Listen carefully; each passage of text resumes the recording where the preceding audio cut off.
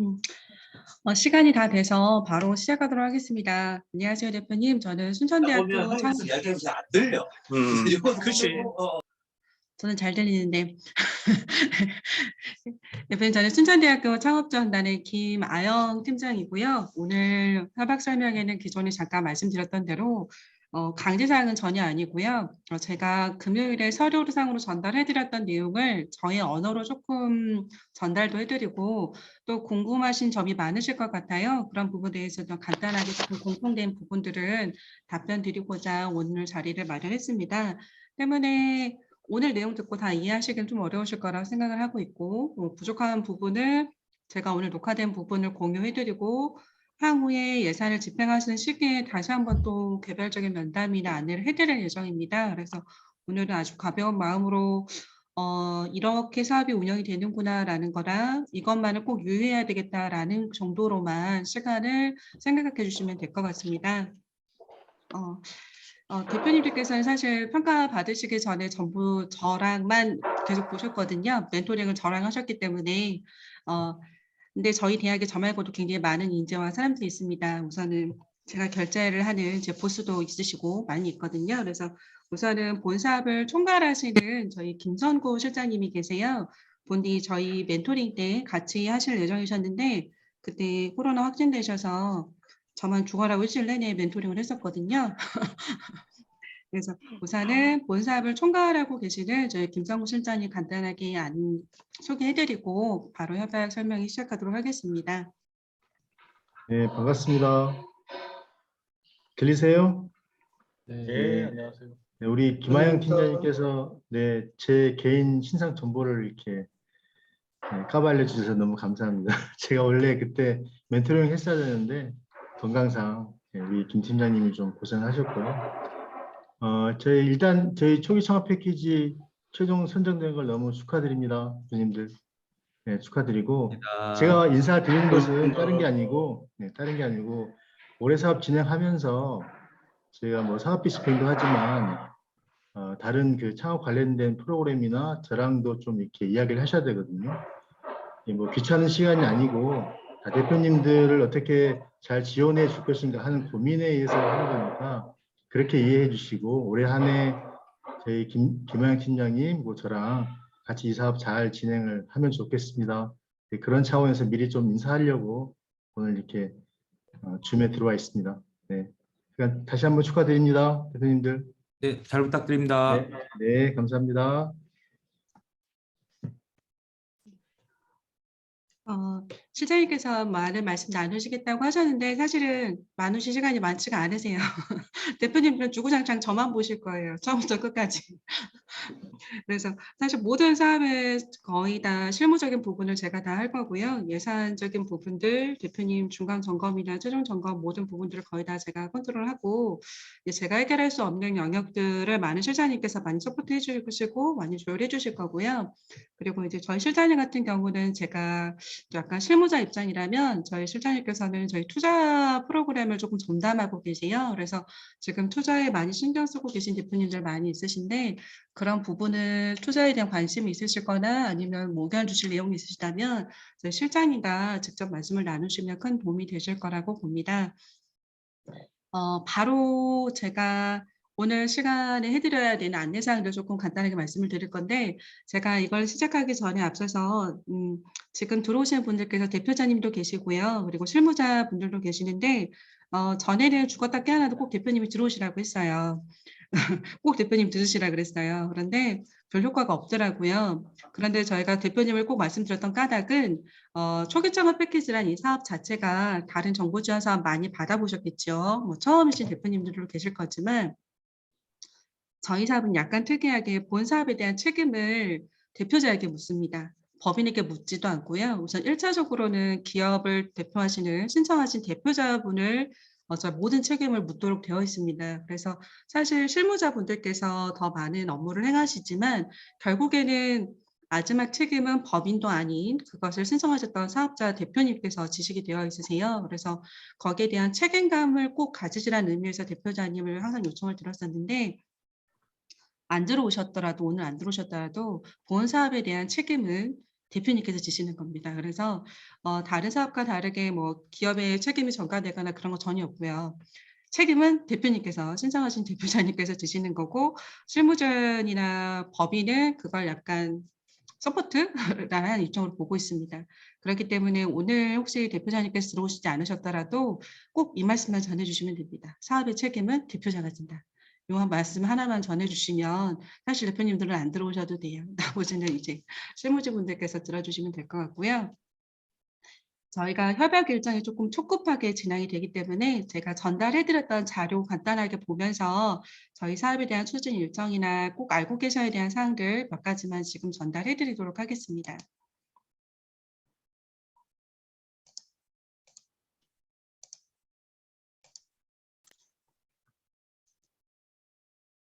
먼저 협약 체결 관련해서 제가 한글 자료랑 지금 보고 계시는 PT 자료는 모두 다 보내드렸는데요. 한글 자료와 PT 자료 내용은 거의 대동소이합니다. 그래서 가장 먼저 하셔야 될 일은 통장 개설을 해주셔야 되는데요. 통장 개설은 지금 설명되어 있는 자료처럼 비대면으로도 하실 수 있고 또는 매장 지점 가셔가지고 직접 하시는 것도 가능합니다. 저희가 이 일자를 좀 촉급하게 요청을 드렸는데 이 일자를 넘겨도 되냐라고 문의를 주시는 기업이 있으셨어요. 사실은 돼요. 5월 18일을 넘기셔가지고 통장 개설을 하셔도 되기는 합니다. 그런데 통장 개설이 안 되시면 저희가 협약 자체가 진행이 되지가 않거든요. 그렇기 때문에 저희가 수요일이라고 못을 박아두기는 했지만 가급적이면 저희는 수요일까지 하셨으면 하는 바람이고요. 아무리 늦더라도 이번 주는 넘기시면 안 되거든요. 그래서 꼭 이번 주까지는 대표자분들 통장 개설까지 해주시면 될 것 같고요. 통장 개설과 관련돼서 저한테 물어보셔도 제가 사실 답변을 드릴 수 있는 게 1도 없어요, 대표님.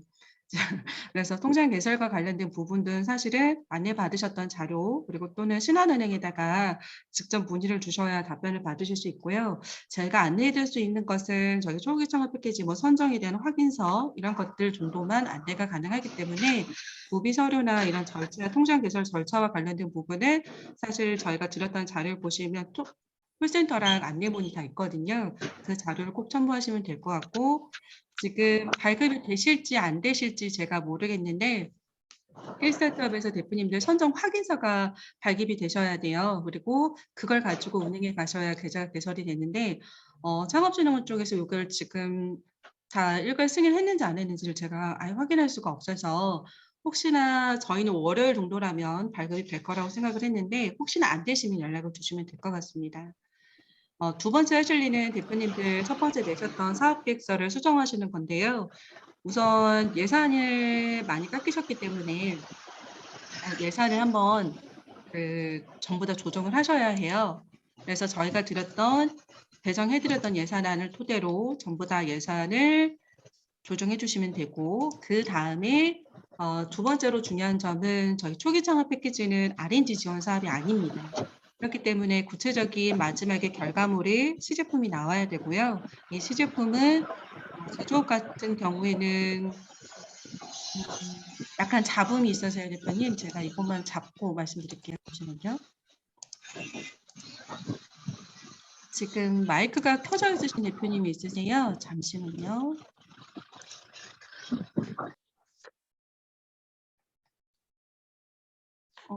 다 꺼주셨네요. 네.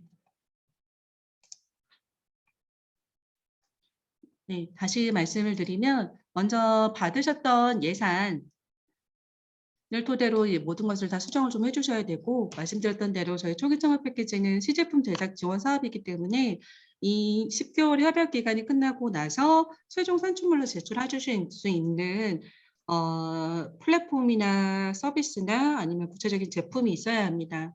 물론 처음 제출하실 때 사업계획서를 처음 제출하실 때 그 내용이 기재가 되어 있었습니다. 그런데 실제로 대표님들께서 그때 당시 3월 달과 지금 상황이 조금 달라지셨을 수도 있고요. 그리고 예산도 달라지셨거든요. 저희가 배정해드린 예산이 다르기 때문에 실제로 만드실 수 있는 시제품의 범위나 아니면 플랫폼의 어떤 수준에 약간 차이가 있으실 거라고 봅니다.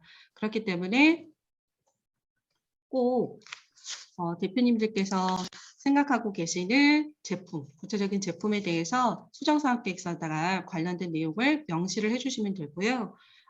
굉장히 좀 신중하셔야 되는 까닭이 이 수정사업계획서에 기재하시는 모든 내용이 대표님께서 앞으로 진행하시는 모든 사업의 근간이 됩니다. 사업계획서에 있냐 없냐를 따로 가지고 모든 걸 좀 판단을 하게 되는 부분이 있기 때문에 실질적으로 초기 창업 패키지 예산을 가지고 만드실 수 있는 플랫폼의 수준, 만드실 수 있는 제품의 수준을 구체적으로 조금 명시를 해주시면 좋을 것 같고요. 근래에 아무래도 트렌드가 플랫폼을 하시는 대표님들께서 워낙에 많으셔가지고 그러면 플랫폼의 수준을 어디까지 적을 것이냐. 플랫폼을 처음부터 지금 토적을 다지시는 대표님은 많지 않으시거든요. 그렇기 때문에 현재 구축하시는 제품이 어느 단계이신데 이 단계에서 어느 기능을 조금 중점적으로 저희 초기 창업 패키지 예산으로 완성을 하실 건지를 중점적으로 조금 작성을 해주시면 될 것 같습니다. 그래서 수정사업계획서를 작성하실 때는 우선 제가 예산 배정해 드린 거에 맞춰서 전면적으로 다 예산을 수정을 해 보셔야 하고요. 그리고 실제 만드실 제품까지도 만드셔서 제출하실 플랫폼이나 서비스의 수준까지도 구체적으로 명시를 조금 해 주셔야 할 것 같습니다. 이런 것들을 이번 주까지 작성하셔 가지고 19일까지 쓰셔서 저한테 주시면 저희가 검토하고 이 기업에 과연 이게 맞는 예산 배정인가 또는 맞는 제품의 범위인가까지를 저희가 조금 논의를 할 거고요. 대표님들께 개별적으로 연락을 드려서 대표님들의 의견을 듣고 과연 이거 승인을 할 것인지 조금 조정이 필요할 것인지를 대표님들의 말씀을 좀 듣고 최종 확정은 지을 예정입니다. 그래서 목요일까지 수정사업계획서 작성하신 한글 파일을 저에게 이메일 주시면 저희가 모든 기업 대표님들께 개별 연락을 좀 드릴 겁니다. 그래서 개별 연락을 받으시고 피드백이 완료되시면 그 다음에 사업계획서를 업로드하시면 됩니다. 사업계획서를 업로드하시고 나면 이제 돈 내셔야 되거든요, 대표님들. 그 돈을 내셔야 되는데 이 돈이 안 내시면 협약이 안 돼요. 일시납이어가지고 다른 지원사업도 해보셨겠지만 미리 준비가 되어 있으시면 더 좋고요. 이때는 대출이라도 받으셔야 됩니다, 대표님. 대출이라도 받으셔서 그 금액 내시는데 조정하시는데 일정의 지장이 없게끔 해주셔야 되고요. 날짜는 저희가 조정이 안 되는 까닭이 저희 대학 21개 기업만 협약을 체결하는 것이 아니라 전국에 거의 1000개가 가까이 되는 기업들을 한꺼번에 협약을 진행하는 일정이 있기 때문에 가급적이면 꼭 그 날짜와 시간을 준수하셔가지고 현금을 꼭 준비해 주시면 좋겠습니다. 돈을 안 되시면 자동 탈락이고요. 카드 납부가 안 됩니다, 대표님. 이게 제일 중요한 부분이었고요.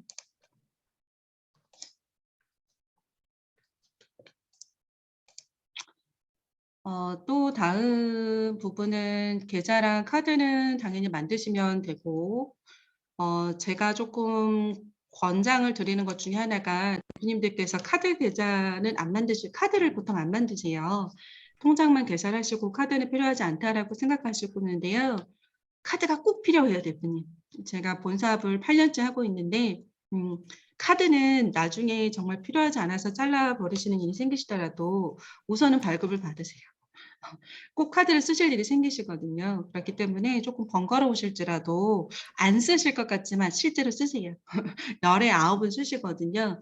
카드가 꼭 필요한 시점과 이유가 있기 때문에 권유를 드리는 것이기 때문에 다소 번거로우실지라도 통장 계산을 다 완료되시고 하시면 여유 있으실 때 꼭 카드 발급을 해주시고 온라인상으로 뭔가 거래를 많이 하시는 대표님들 같은 경우는 카드를 좀 많이 쓰실 수 있으시잖아요.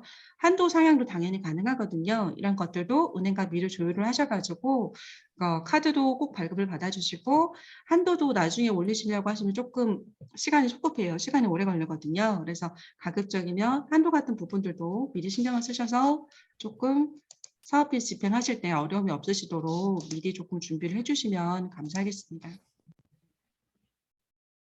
말씀드렸던 대로 카드나 통장 계산하실 때 제가 뭐 은행에 대한 상담을 전해드릴 수 없기 때문에 꼭 신한은행 쪽으로 연락을 하셔서 상담 받으시면 되고요. 이것 또한 가이드 읽어보셨을 테니까 저희가 드리는 가이드 읽어보시고 한도 증액도 미리 해두시면 좋겠습니다. 한도는 읽어보셨을 것 같지만요. 대표님들 저희가 협약이 체결이 되어 있는 범위 안에서 하시면 되고 기본적으로 카드가 신용카드입니다. 그렇기 때문에 결제일자가 정해져 있는데 지금까지는 저희가 2월 15일이거든요. 그래서 만약에 이번 달에 카드를 사용하셨다 그러면 다음 달 6월 15일이 카드 결제 대금 일자입니다. 저만하면 되는. 카드 대금이 다음 달 15일이기 때문에 그 전에 저희랑 뭔가 조율이 이루어지셔야 하고요. 당연히 카드 대금 결제일자는 바꾸실 수 있어요. 제가 알고 있기로는. 그런데 대표님께서 카드 대금 결제일자를 바꿔버리시면 저희가 그 날짜에 맞춰서 대응을 잘 못해드릴 수도 있기 때문에 카드 대금 결제일자를 기본이 제가 알기로는 15일인데 다른 날짜로 변경을 하시게 되면 꼭 저한테 카드 대금 결제일자가 언제인지를 말씀을 해주셔야 대표님들의 신용에 영향이 없게 저희가 카드 대금을 정상적으로 결제를 할 수가 있습니다. 다음은 실제로 대표님들 아마 예산에 가장 관심이 많으실 거로 저 생각을 하고 있습니다. 그래서 저희 사업비에 대한 간단한 안내, 집행 기준을 안내해 드릴 건데요. 지금부터는 사실 제가 많은 말씀을 드려도 기억을 다 못하세요. 다 못하시기도 하시고 실제 진행할 때는 또 까먹으시기도 하시거든요. 그래서 지금부터도 아까 처음에 시작했던 것처럼 아주 간단하게 이런 게 있었다라고 희미한 기억으로 남아도 좀 기억을 해주시면 저희가 세부적인 건 그때그때 제가 다시 안내해 드릴 거거든요. 그런데 꼭 지키셔야 되는 몇 가지가 있습니다. 그 몇 가지만 오늘 제가 조금 강조해서 말씀드릴 거고 지켜주시면 좋을 것 같습니다. 우선 저희의 사업비 집행 절차에 대해서 안내를 해드릴 건데요. 다른 R&D 사업이나 예비 창업 패키지를 수행하셨던 대표님도 계세요. 그런데 제가 사실 개인적으로 가장 안 듣고 싶어하는 말은 예비 창업 패키지 때는 안 그랬다라는 말씀을 사실 제일 안 듣고 싶거든요. 우선 예비 창업 패키지와 초기 창업 패키지가 중개부의 컨트롤을 받고 있는 것은 맞지만 약간 사업의 결이 다르고 또 기간의 절차가 다르기 때문에 예창 때 하셨던 것은 조금 잊어버리시고 초기 창업 패키지에 맞는 가이드와 기준에 맞춰서 진행을 해주시면 좋을 것 같고요. 우선 저희는 이렇게 예산이 집행이 되는 전체 절차를 대리 집행이라는 표현을 좀 쓰고 있습니다.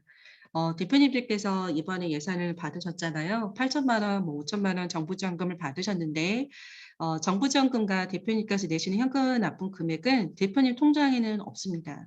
대표님 통장은 항상 0원이고요. 대표님들께서 받으신 돈은 다 제 통장에 있죠. 저희 순천대학교 통장 안에 있습니다. 그래서 사실 대표님들 통장은 항상 0원이기 때문에 돈은 없으실 거고 대표님들께서 받으신 대표님들의 돈을 순천대학교에서 대신 좀 보관을 하고 있는 형태라고 보시면 될 것 같습니다. 그리고 기업에서 필요하시다라고 요청을 하셨을 때마다 대표님 통장으로 돈이 들어간다라고 보시면 될 것 같은데요. 그러면 요청해서 받아서 통장에 보관하면 되지 않겠느냐라고 생각하실 수 있는데 대표님들의 통장은 항상 카드 대금과처럼 남아있지 않고요. 항상 스쳐 지나갈 겁니다. 저희는 모든 예산을 대표님께 직접 드리는 것이 아니라 대표님 통장을 거쳐서 거래처를 직접 송부하는 회계 시스템을 가지고 있습니다. 그렇기 때문에 대표님 통장은 항상 스쳐만 갈 뿐 남아있지는 않습니다. 그럼 대표님 통장을 왜 스쳐가느냐? 대표님 돈이기 때문에 그렇죠. 저희 돈이 아니기 때문에. 대표님 나중에 결산도 하셔야 되고요. 증명도 하셔야 되거든요. 나중에 회계 처리도 하셔야 해요. 이제 저희가 회계 처리는 1차적인 회계 정산은 저희 쪽에서 할 거지만 이 사업과 상관없이 대표님의 기업을 영위하시는 회계 처리도 하실 거니까요. 그리고 어쨌든 이 돈의 주체는 순천대학교가 아니라 대표님의 돈이기 때문에 저는 대표님의 돈이 투명하게 쓰일 수 있도록 보조자 역할을 할 뿐인 거죠. 이 예산의 주체는 대표님이시라는 거죠. 하지만 통장에 돈은 없고 항상 돈은 대표님 통장을 스쳐서 거래처로 직접 송금이 될 거라는 거를 생각해 주시면 좋겠습니다. 그래서 대표님께서 뭐 포엠이나 넥스트홈에서 저희 쪽에다가 돈을 요청을 해주시면 저한테 서류를 주시겠죠. 그러면 저희가 2단계 저희 쪽에서 승인을 하게 되고요. 그리고 돈을 지급을 하게 됩니다. 그러면 일단은 그 돈을 포엠 통장 안으로 들어가게 될 거예요. 에코솔트 통장 안으로 들어갑니다. 그리고 바로 거래처로 바로 빠져나갑니다. 대표님이 그 돈을 못 나가게 잡고 있으실 수가 없어요. 그래서 요청하시면 우선 대표님 통장에 들어갔다가 바로 거래처로 송금이 되는 상태이고요. 대표님 통장에 돈이 남아있는 경우가 두 가지가 있습니다. 요청하신 돈이 남아있는 경우는 두 가지가 있는데요. 첫 번째로는 수령인이 기업이신 경우, 에코솔트이거나 아니면 HMC이거나 회사이신 경우에는 통장에 돈이 남아있을 수도 있어요. 그런 경우는 딱 한 가지인데요. 인건비를 수령하시는 경우입니다. 인건비 같은 경우는 대표님들께서 이제 가지고 4대 보험도 정산하셔야 되고 원천 징수도 하셔야 되잖아요. 그러고 나서 근로자에게 보내시기 때문에 저희가 이제 수령인을 일단 기업인으로 보고 있습니다. 이랬을 때는 통장에 돈이 남아 있게 되죠. 인건비를 요청하시는 경우는. 그리고 두 번째 한 가지 남아 있는 다른 한 가지 같은 경우는 카드 대금일 경우가 그렇습니다. 카드사가 그때그때 돈을 꺼내 가지가 않거든요. 저희가 체크카드가 아니기 때문에 신용카드라서 아까 말씀드렸던 대로 정해진 결제 일자에 돈을 빼내가기 때문에 저희가 그 날짜에 맞춰서 대표님 통장에 돈을 넣어 드릴 거고 나중에 카드사가 그 돈을 쏙 빼나가겠죠. 그래서 이 두 가지 경우를 제외하고는 전부 다 저희가 대표님 통장을 스쳐서 거래처로 돈이 직접 송부가 되는 시스템이라는 것만 유의해 주시면 될 것 같습니다. 그래서 사실 이 말씀만 들어도 절차가 사실 간단하지는 않거든요. 그래서 또 저희 대학의 특성상 이 집행위 절차가 아주 막 빠르게 사기업에서처럼 바로 결제해 주시면 바로 사삭 나가는 그런 시스템은 아닙니다. 그래서 전에 저와 우선 충분한 조율도 필요하시고 집행이 되는 시간이 그렇게 빠르지 않다라는 거 조금 그 부분에 대해서 대표님들께 제가 양해 말씀을 좀 드리겠습니다. 다음은 사업비 항목별로 집행이 되는 기준인데요. 여기는 지금 현재 중개부에서 창업사업화 지원사업 통화관리 지침은 연초에 개정을 한 번 했고 하위 기관인 창업진흥원에서 이것을 세부적인 것을 사업비 집행 기준을 지금 만들고 있습니다. 지금 만들어져 있는 것도 있는데요. 이걸 약간 개정을 한다고 해서 5월 달 중에 개정해서 주겠다고 하는데 뭐 얼마나 크게 변화가 있을지는 모르겠어요. 그런데 아마 큰 결은 변하지 않을 것이기 때문에 개정인 전의 내용으로 기준으로 제가 안내를 해드리고자 합니다. 제가 본 사업 시작할 때 오늘 협약 설명회 시작할 때 안 들어오셔도 된다고 말씀을 드렸잖아요. 말 그대로 대표님들 이해도를 높이기 위해서 제가 부연 설명을 하는 것이지 들으셔도 되고 안 들으셔도 사실 상관은 없습니다. 하지만 들으셨던 안 들으셨던 간에 저희가 모든 서류를 전달 드렸고 그것을 숙지하실 의무가 있으시기 때문에 제가 오늘 설명을 안 드렸다고 해서 대표님께서 모르셨다라고 하셔서 나중에 문제가 해결이 되지는 않는다는 겁니다. 그래서 오늘 제가 말씀드리는 건 정말 최소한의 사항만 안내를 해드리는 거고 꼭 저희가 전달해드릴 협약서나 또는 협약서 말고도 세부관리 기준 또는 창업사업화 통화관리 지침을 한 번씩은 꼭 체크해 보시면 좋겠습니다. 사업비 비목별로 제가 넘어가기 이전에 가장 중요한 거 한 가지만 말씀드리고자 하는데요. 한글 안내문을 읽어보신 대표님이시라면 아주 중요한 내용이 사실 한글 안내문에 있었거든요. 그것이 무엇이냐면 저희의 사업비는 공급가액만 지급한다라는 점입니다. 굉장히 귀가 솔깃하셔야 되는 시간이거든요. 이 말씀 드리면 많은 대표님들께서 굉장히 반발을 하세요. 그런데 중개부에서는 사후에 환급을 받으실 가능성이 있는 부가세는 지원을 하지 않겠다라는 입장입니다. 그래서 초기 창업 패키지 예산은 공급가액만 지급을 합니다. 그래서 아까 제가 이 단계에 잠깐 설명을 드리면서 대표님들의 통장을 스쳐서 돈이 나갑니다라고 말씀을 드렸잖아요. 이때 스쳐가는 돈은 공급가액만 스쳐서 갑니다. 굉장히 번거롭고 굉장히 불편합니다. 이게 특히나 기업에서 회계 처리하시는 담당자분이시라면 한 번도 거래처랑 공급가액 따로 보내고 부가세 따로 보내보신 역사가 없으실 거예요. 근데 이번에 그 역사를 쓰시는 겁니다. 중개부의 시스템을 그렇게 만들어 놓았기 때문에 어쩔 수가 없고요.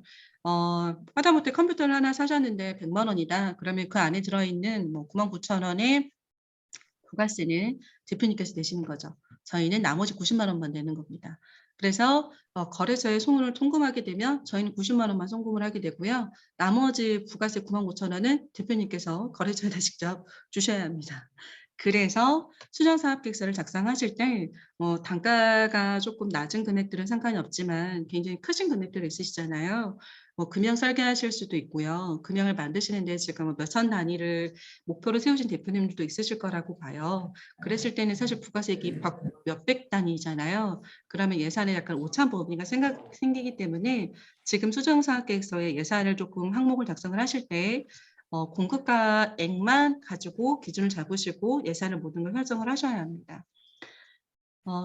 요 점이 제일 대표님들께서 가장 이해가 안 되시고 실무진분들께서도 가장 헷갈려 하시고 불만이 많으신 부분이에요. 그런데 한 7, 8년 가까이 중개부에 건의도 하고 하였으나 여전히 사후 환급 받으실 수도 있기 때문에 나중에 부가세는 지원하지 않겠다라는 것에는 변함이 없습니다. 그래서 제가 지금부터 안내해드린 모든 예산은 공급가액 기준으로만 지급이 된다라는 거 요거 하나만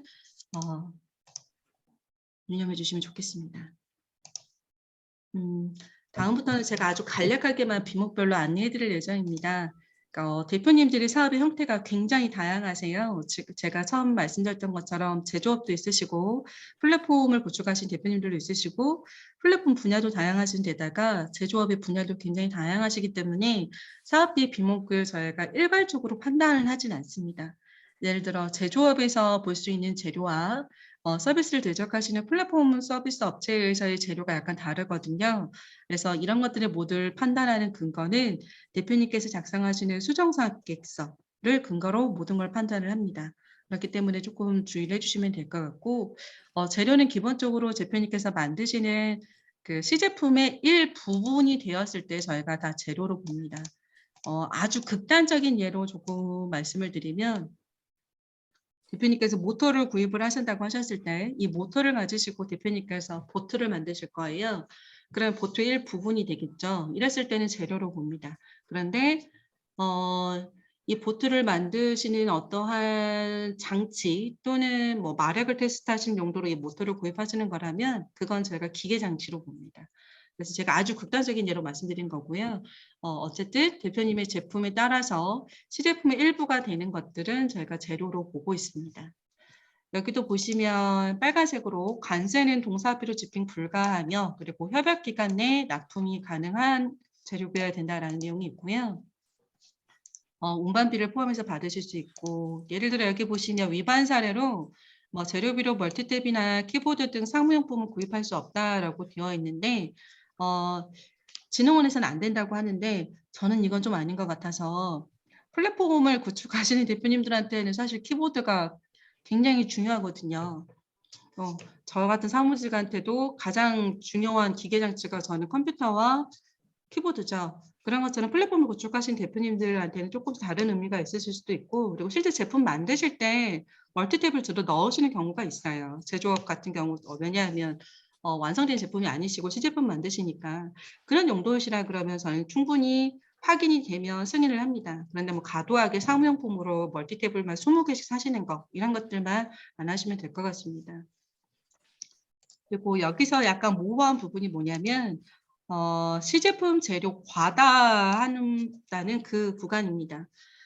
저희가 시제품을 만드시는 것을 목적으로 하고 있는데 그러면 시제품을 만들 때 쓰는 재료가 어디까지가 과하고 어디까지가 과하지 않은가는 사실 대표님께서 가장 잘 아시죠. 그래서 어떤 제품을 구매하셨을 때 또는 최소 구매 단위가 있으실 거예요. 톤 단위로 구매하시는 경우들도 있으시고요. 아니면 뭐 말 그대로 그냥 한 낱개로 사시는 경우들도 있으신데 대부분 가격 경쟁력 때문에 조금 많이 묶어서 사시는 편이시죠. 그랬을 때 이게 과연 시제품에 들어가는 직접적으로 들어가는 제품의 양인가 그것만 대표님들께서 적절하게 입증을 해주시면 저희 쪽에서는 대부분의 양들은 승인을 하고 있습니다.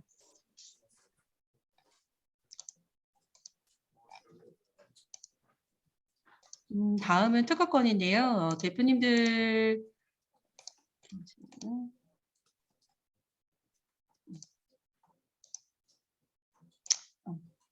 다음은 외주용역인데요. 이 부분이 가장 저랑 많은 실랑이를 조금 벌이는 부분이라고 해야 될까요? 외주용역의 범위가 굉장히 다양합니다. 그리고 실제 외주 영역을 좀 많이 하시고요. 근데 외주 영역을 하시지 말라는 의미는 아니고요. 저희는 기본적으로 대표님께서 초기 창업 패키지를 성공적으로 수행하실 수 있고 중개부에서 정해져 있는 가이드를 정확하게 수행하실 수 있도록 보조자 역할을 합니다. 근데 그중에 하나가 대표님들께서 외주업체를 선정하시는 기준이 저희가 정하는 것이 아니기 때문에요. 대표님이 필요한 대표님의 업체를 대표님께서 선정하셔서 예산을 집행하시는 건데 과연 그러면 이 업체가 대표님과 부정한 방법으로 사업을 추진하지 않고 그럴 만한 업체인가를 확인을 해주셔야 되는데 아주 간단한 몇 가지 절차가 있습니다. 첫 번째로는 일단 그 업체가 해당 분야 종사 경력이 있으셔야 되겠죠. 그런데 뭐 사업자 등록증 상으로는 제조업이 1도 없으신데 그 업체에다가 제조를 맡기신다든가 사실 사업자 등록증상의 업태와 종목은 가장 기본적인 그 업체의 경력을 나타내 준다고 생각을 합니다. 그렇기 때문에 외부 전문 업체는 해당 분야 종사 경력을 반드시 보유하고 계셔야 하고 그리고 외주업체의 사업자 등록상 적정 업종인가를 저희가 1차적으로 볼 겁니다. 그래서 외주 영역 과업 내용과 상대방의 그 거래 업종과 업태가 다를 경우에는 저희가 거절을 할 수 있습니다. 그리고 가장 중요한 점 중에 하나는 사실 2천만 원을 초과하는 외주 영역 이거 굉장히 많거든요. 실제로 뭐 요즘 그냥 뭐 바이럴 마케팅만 하셔도 몇천 단위가 넘어가기 때문에 2천만 원 초과하는 외주 영역을 체결하실 때는 꼭 주관 기관의 승인을 득한 후에 진행을 하셔야 됩니다. 그래서 대표님께서 만약 이번에 제품 설계를 하시려고 하시는데 견적받으신 금액이 부가세를 포함해서 2천만 원이 나왔다. 그러면 춘천대학교 승인을 받으시고 나서 계약 체결을 하셔야 되는 겁니다. 만약 오늘 날짜로 뭐 계약 체결을 해놓으시고 저한테 서류를 다음에 주시는 경우가 있으세요. 그러면 그 계약은 저희는 인정하지 않고 사업비 또한 지급을 하지 않습니다. 그렇기 때문에 2천 단위가 넘어가는 영역계약을 체결하실 때는 꼭 주관기관에 사전 승인을 득하시고 진행하시면 되고요. 주관기관 사전 승인을 득하시는 절차는 오래 걸리지 않습니다. 보통 길어야 일주일, 짧게는 한 3, 4일이면 다 되고 말씀드렸던 대로 대부분은 사실 대표님께서 원하시는 스펙과 업체와 과업의 내용에 맞춰서 저희가 승인을 하고 있습니다.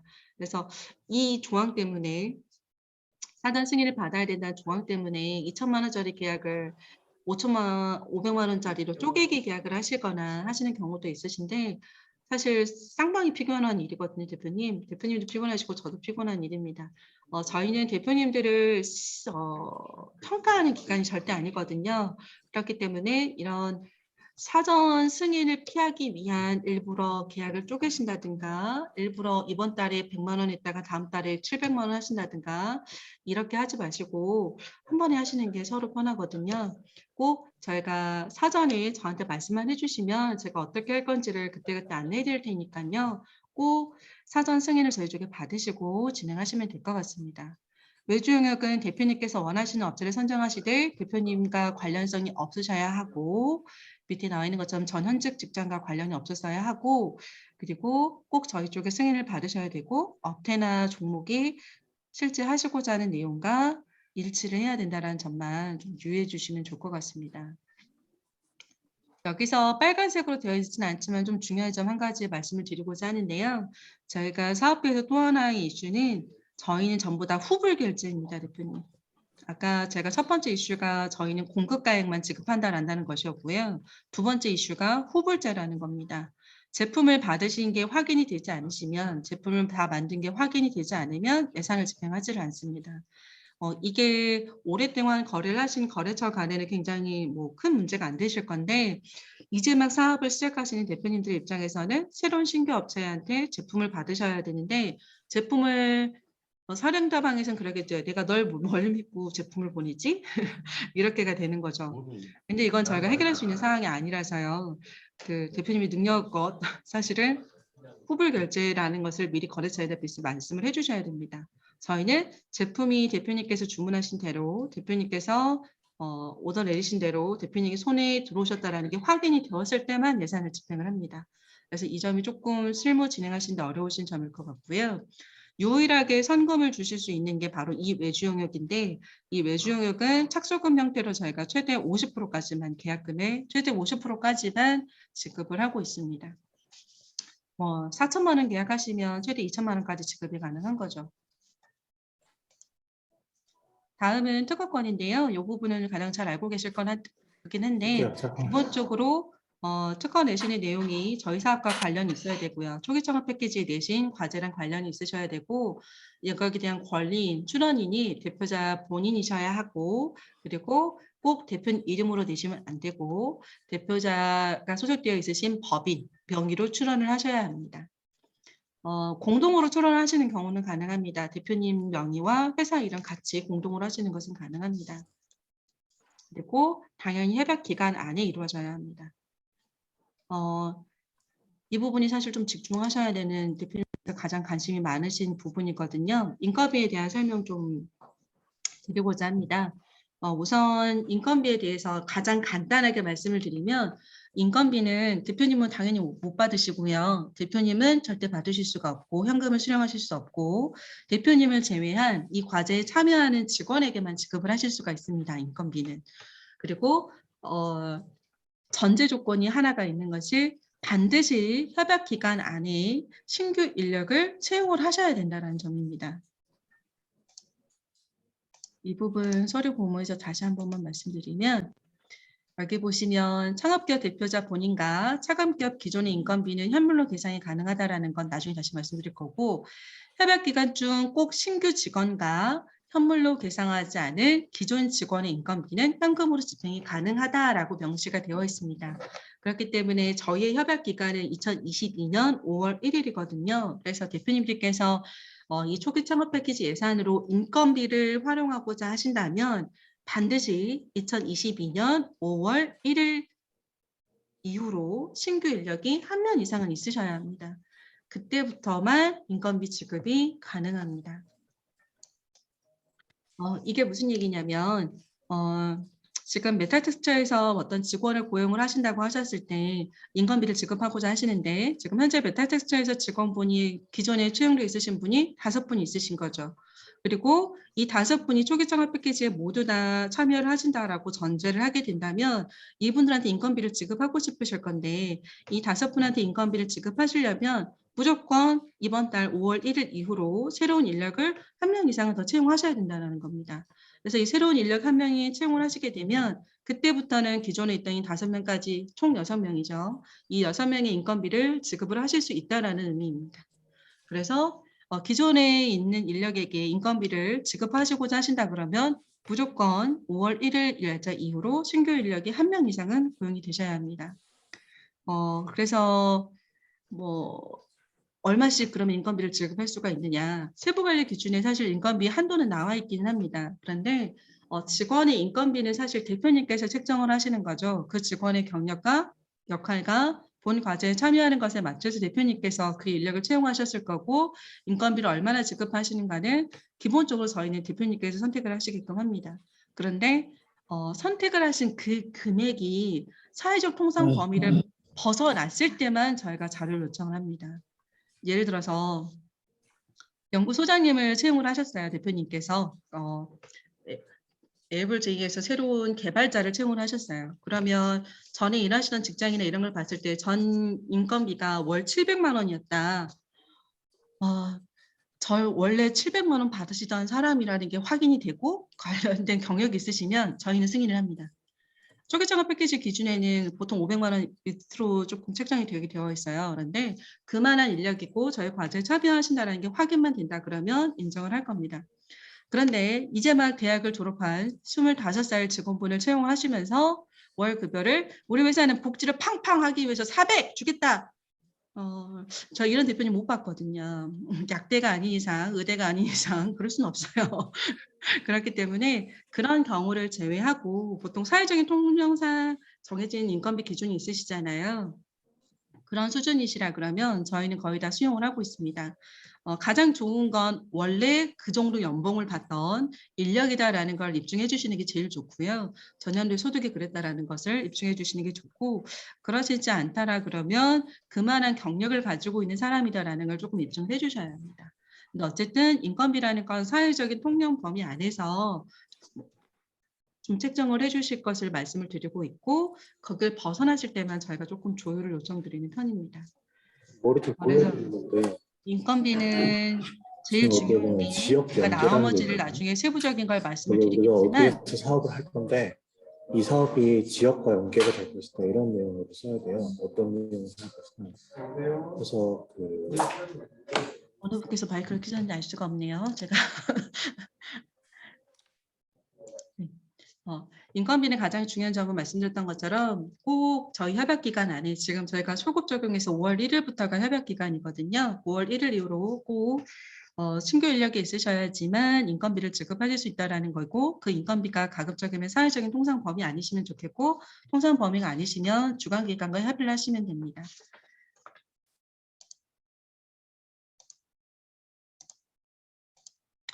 다시 인건비 세부적인 거 말씀을 드리면 협약 기간 중 신규 직원과 현물로 계상하지 않은 기존 직원의 인건비는 현금으로 집행이 가능하고요.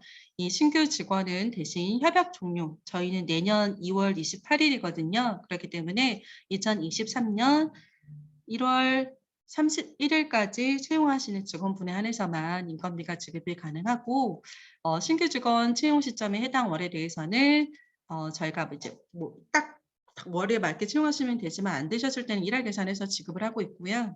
당연히 인건비는 4대 보험을 모두 다 가입을 해야 합니다. 그래서 제가 아까 누누이 신규 직원이 생기셔야지만 인건비를 지급할 수 있습니다라고 했는데 신규 직원이 들어온 시점을 언제부터 보느냐 4대 보험이 가입된 날짜로부터 봅니다. 그래서 예를 들어 2022년 5월 16일이죠. 오늘 16일 날짜로 신규 인력을 고용하셨으면 그 인력도 16일부터 31일까지 일할 계산을 할 것이고 기존에 있으신 직원분들도 16일부터 31일까지 일할 계산을 해서 그때부터 인건비를 지급하실 수 있는 상태이다라고 보시면 되고요. 대표님께서 요청을 하시게 되면 사용자 부담금도 포함해서 집행이 가능합니다. 김하연이라는 사람을 채용을 해서 월 급여를 300을 줘야겠다. 그러면 사용자 부담금 한 50만 원 책정을 하시게 된다 그러면 저희 순천대학교에는 최대 350만 원을 청구하실 수 있는 겁니다. 사용자 부담금을 청구는 하셔도 되고 안 하셔도 되고 이건 대표님 선택 사항입니다. 그래서 어쨌든 최대 사용자 부담금까지 포함해서 신청하실 수 있다라는 거고요. 여기 보시면 1년 이상 근로한 직원은 근로자 퇴직급여 보장법에 의거해서 퇴직급여 충당금도 집행이 가능한데 협약기간 안에 책정을 하셔야 된다는 건데요. 예를 들어서 오늘 날짜로 해서 신규 인력도 고용하셨고 기존에 있으신 직원분도 1년이 넘으셨어요. 그러면 기존의 인력에게 나가시는 퇴직급여 충당금을 저희 협약기간 안부터 예를 들어 5월 1일부터 내년 2월 28일까지는 매달 적립하시는 게 가능하다라는 의미입니다. 일용 근로자는 고용보험과 산재보험이 꼭 가입이 되어야 되고요. 때문에 여기서 생각하시는 일용 근로자, 보통 아르바이트생을 대표님들 많이 생각하시는데 일반적인 아르바이트생과는 다릅니다. 일용 근로자는 꼭 고용보험과 산재보험이 가입되어야 하고 대표님과 우선 그 인원 몇 명을 고용하시는가는 상관없는데 예산이 총 300만 원이기 때문에 많이 집행하실 수 있는 부분은 아닙니다. 인건비 지급 대상 직원은 타 정부 지원 사업에서 대응자금 또는 현물로 활용에 불과하고요. 이 부분 중에 또 문의를 주시면 어떤 내용이 나오실 수 있냐면 인건비 지급 대상은 직원은 타 정부 지원 사업에서 대응자금 또는 현물 활용 불가. 최근까지는 저희가 R&D 같은 경우 대표님들께서 많이 좀 문의를 주시거든요. 다른 데서 R&D로 조금 퍼센테이지가 들어가 있는데 저기 들어가도 되냐 안 되냐. 저희가 올해까지는 사실 작년 초까지는 R&D를 적극 장려하는 사업이고 저희 사업은 R&D가 아니기 때문에 다른 부분에 R&D가 책정이 되어 있을 때 인건비가 책정이 되어 있으시다 하더라도 저희 쪽에서 문제가 되지 않는다 그러면 인건비를 지급을 해왔거든요. 퍼센테이지가 다르다라는 전제하에요. 저쪽 R&D에서 30% 인건비를 받고 계시면 저희 쪽에서 나머지 30%나 40%를 받으신다든지 이런 것들은 저희가 확인을 하고 지급을 해왔습니다. 그래서 올해도 비슷한 기조일 거라고 생각은 되는데 이 부분을 제가 확답을 드리기가 조금 어려운 것이 올해 초기 창업 패키지 세부 관리 기준을 제가 5월 달 중에 창업전용에서 개정한다고 말씀을 드렸잖아요. 요거는 개정이 확정이 되는 걸 보고 제가 다시 말씀을 드릴 수 있을 것 같습니다. 그런데 지금까지는 R&D 사업과 봤을 때 중복이 되지 않는 퍼센트 안에서는 지급을 해왔습니다.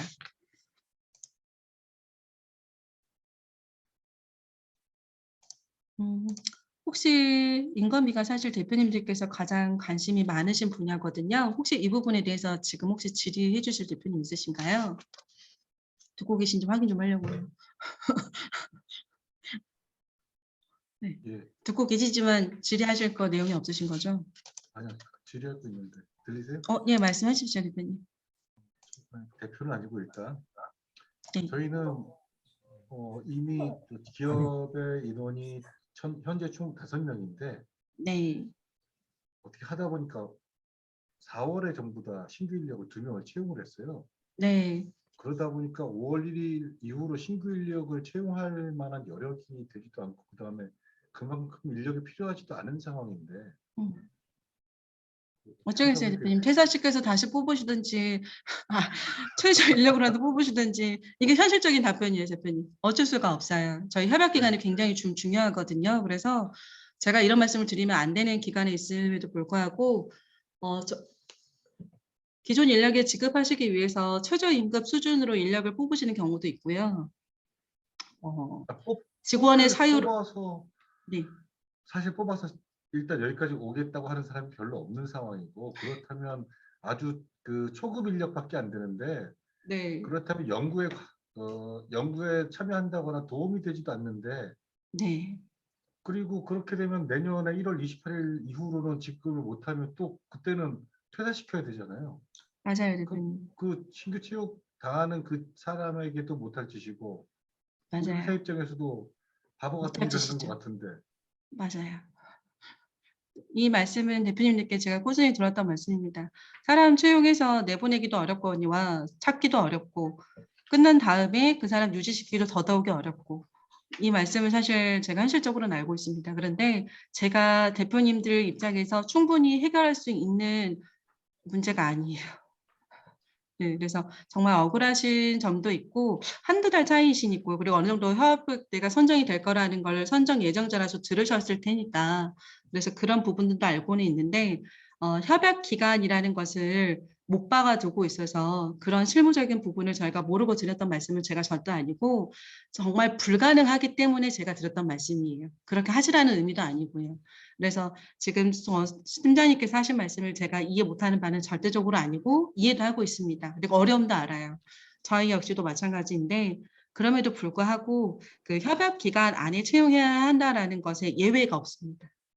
그 예외를 이 기준을 따르려면 네, 대표적으로 지금 제가 4월 13일자로 입사했는데 네, 그럼 뭐 저야 퇴사했다 다시 입사할 용의가 있지만 이게 정상적이지 않은 방법이라 이렇게 그럼요. 했을 경우에 순천대학교 창업지원단에서 네. 이거를 빌미로 인건비 지급이 안 된다고 할 수 있지 않냐 이런 게 걱정이 되는 거죠. 그렇죠. 부정한 방법으로 포스리전에서 저렇게 인력이 나갔다가 들어왔다. 저거는 인건비를 지급하면 안 된다라고 할 수 있는 방법도 있지만 부정은 아니고 법적으로는 문제가 그러니까요. 없지만 그렇죠. 윤리적으로는 문제가 있죠. 그렇죠. 윤리적으로 문제가 있죠. 그래서 사실 고용노동부 지원 사업에서는 방금 말씀하신 것처럼 인력을 채용했다가 나가오는 시점을 계산하는 것도 있습니다. 6개월 이내에 뭐 그 기업에 근로했던 시간을 봐서 다시 들어온 걸 보면 본 인건비를 충당하기 위해서 그렇게 한 것이 아니냐라고 걸러내는 것들도 있는데 사실 저희는 그렇게까지는 하지 않고 있고 또 그런 입장으로 대변할 수 있는 것 중에 하나가 무엇이냐면 기업도 사정이 있고 개인도 사정이 있을 수 있는 거죠. 그래서 잠시 휴직을 하시는 경우들도 있으세요. 잠시 휴직을 하셨다가 기업에서 인력을 채용할 수 있는 자금적 여력이 되셨을 때 다시 채용하시는 경우들도 사실 굉장히 많이 봐왔습니다. 저는 그런 경우로 보고 기업들 입장에서 그런 입장으로 보고 그런 것들을 서포터즈 하는 거죠. 근데 만약에 대표님 회사와 포스리젠과 순천대학교가 그런 신뢰가 없다 그러면 저 회사는 이 돈을 유용하기 위해서 직원을 부당하게 내보내고 부당하게 들였다라고 볼 수 있는 여지도 충분히 있습니다. 그런데 가급적이면 그런 부정한 방법으로 보지 않고 대표님의 기업 입장에서 보려고 그런 말씀을 드렸던 겁니다. 이해했습니다. 알겠습니다. 네, 방금 말씀드렸던 것처럼 우선은 그 협약 기간이라는 게 사실 너무 중요합니다. 이게 날짜를 제가 바꿀 수 있는 게 아니라서 그래서 제가 협약 기간을 계속해서 강조를 드리는 거고요. 정말 방금 말씀 주셨던 인력 채용의 어려움과 내보내신 어려움, 데리고 계신 어려움 사실 모르는 바는 절대 아니거든요. 그리고 제가 아까 말씀드렸던 부분도 그렇게 하세요라는 부분을 말씀드렸던 것이 아니라 그렇게까지 하지 않으면 사실 어떻게 할 수 없다라는 거 그래서 말씀드렸던 거고 지금 채팅창으로 질문 주신 게 있어서 조금 말씀을 해드리면 모든 예산은 다 후불제거든요. 그런데 인건비는 후불제가 아닙니다. 왜냐하면 직원의 인건비는 무조건 급여 일자에 내주셔야 되는 거죠. 대표님들. 날짜가 아무리 무슨 일이 생기셔도 직원의 급여는 제 날짜에 주셔야 합니다. 그래서 유일하게 인건비만 성급 지급이 가능합니다. 그래서 인건비는 두 가지를 선택을 하실 수가 있는데요. 예를 들어서 지닉스에서 신규 인력을 채용하셔서 이번 달에 뭐 인건비를 받으실 수 있는 여건이 되셨다고 하셨을 때 급여일자가 만약 뭐 5월 우리는 매달 25일이 급여 지급 일자다 하시면 저한테 여유 있게 한 5일 전이나 3일 전까지 관련된 서류를 주시면 저희가 그 돈을 지니스 통장에다 넣어드리는 거죠. 그러면 지니스 통장에서 그 돈을 가지고 계시다가 급여 일자에 직원에게 송금을 하시면 됩니다. 첫 번째 방법은 이거고요. 이거 이제 유일하게 성금을 지급해드리는 형태죠. 두 번째로는 기업에서 먼저 25일 날짜에 지닉스에서 직원들에게 급여 다 지급 주실 거잖아요. 그리고 나서 돈을 청구하시는 경우입니다. 그랬을 때는 저희가 급여가 정상적으로 직원에게 25일에 나가는지 확인을 하고 그 돈을 지닉스 통장에 넣어드리게 되죠. 그러면 지닉스는 그 돈을 뭐 회사 다른 통장으로 옮기시든지 직접 다른 쪽 운영하시든지 그건 지닉스에서 선택을 하실 수 있습니다. 그래서 모든 예산은 후불제인데 유일하게 선불로 미리 받으실 수 있는 게 인건비입니다. 에이블즈에서 질문 주신 게 있는데요. 지자체 인턴을 진행하는 분의 인건비도 해당이 될까요? 이게 아까 잠깐 나왔던 그 문구하고 상충되는 내용이거든요. 지금까지 순천대학교 같은 경우는 워낙에 대표님들 인건비 지원 사업을 많이 받으시잖아요. 다른 데에서 뭐 고용노동부 사업도 많고 디지털 일자리도 많이 받으시고 거기와 상충이 되지 않으면 사실 저희 조건부로 지급을 했습니다. 그쪽에서 총 인건비가 300인데 그쪽에서 150을 지급을 하면 저희 쪽에서 150을 지급을 했습니다. 그런데 그것을 부분을 올해도 중기부에서 허용해 줄지 안 해줄지는 제가 5월 달이 지나봐야 확답을 드릴 수 있을 것 같습니다. 그래서 인턴 지원금을 보통 뭐 180, 190 최저임금으로 수준을 받으시고 뭐 차액 부분만 저희 대학교에 청구하시는 경우들도 굉장히 많으셨는데 저는 그 부분이 정당하다고 생각하고 맞다라고 생각을 하고 지급을 해왔는데 그게 올해 부분도 적용이 될지는 저희가 5월 개정본이 나와 봐야지만 제가 확답을 드릴 수 있을 것 같습니다. 급여 대상과 인건비 지급 시엔 좀 필요 서류들이 있고요. 요거는 가급적이면 제가 말씀드렸던 것처럼 인건비는 제가 조금 볼 항목들이 많아서 급여 지급 일자 최소 5일 이전에는 제가 서류를 다 미리 받아보는 편입니다. 그리고 어떤 서류를 주실 건지도 대부분 확인을 하는데 기본적으로 제가 인건비에서 보는 것들은 첫 번째로 대표님과 특수고용 관계가 아닌가, 친인척 관계가 아니신가를 보고 두 번째로는 책정하신 급여가 적정한가를 봅니다. 그리고 지급하시고자 저희한테 요청하시는 금액이 얼마이신지 사용자 부담금을 포함하실 건지 안 하실 건지 이런 실질적인 금액을 조금 봅니다. 비중에 대해서 조금 문의를 주셔서요. 원칙적으로 초기 창업 패키지는 어떤 특정 사업비 비목에 대한 한도가 없습니다. 왜냐하면 대표님의 사업 형태가 각기 다르시기 때문에 그렇죠. 플랫폼을 개발하시는 대표님들께서 사실 제일 필요하신 예산은 두 가지죠. 인건비랑 마케팅비.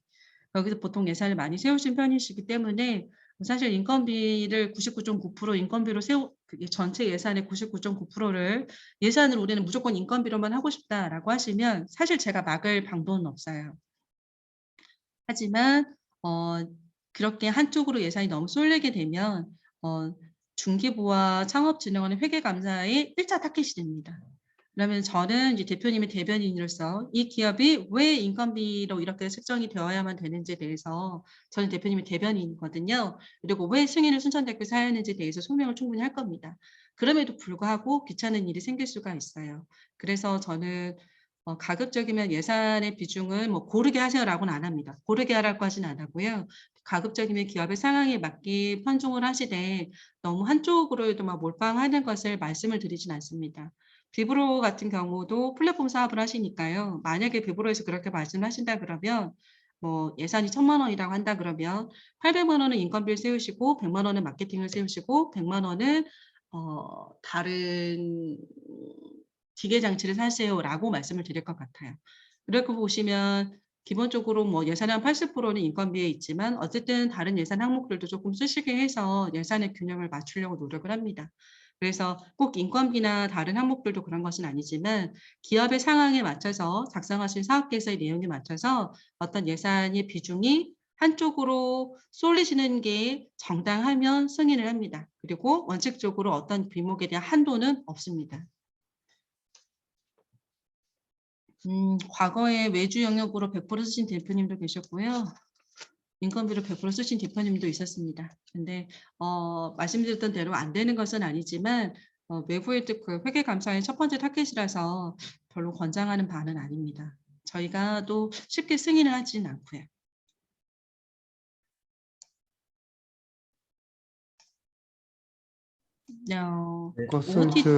에코솔트가 한번 질문 한번 할게요. 네.